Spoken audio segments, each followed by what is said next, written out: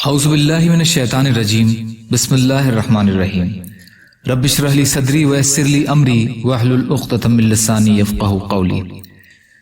اخلاص نیت کے بارے میں اللہ کے نبی صلی اللہ علیہ وسلم کی حدیثیں۔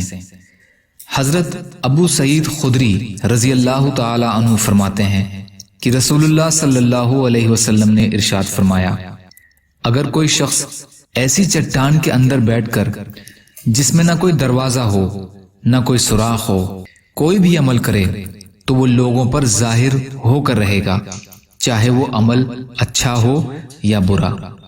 بیہقی۔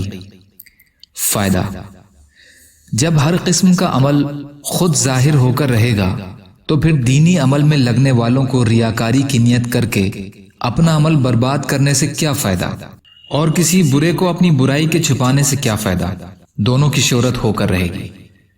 ترجمان السنہ۔ یا اللہ ہم سب کو کہنے سننے سے زیادہ عمل کی توفیق عطا فرما۔ یا اللہ جو مظلوم ہیں، بیمار ہیں، قرض میں ہیں، بے روزگار ہیں، محتاج ہیں، ان کی مدد فرمائیے۔ ہم سب کو اپنی استطاعت کے بقدر اپنا حق ادا کرنے والا بنائیے۔ برحمتک یا ارحم الراحمین۔ لا الہ الا اللہ محمد رسول اللہ۔ السلام علیکم۔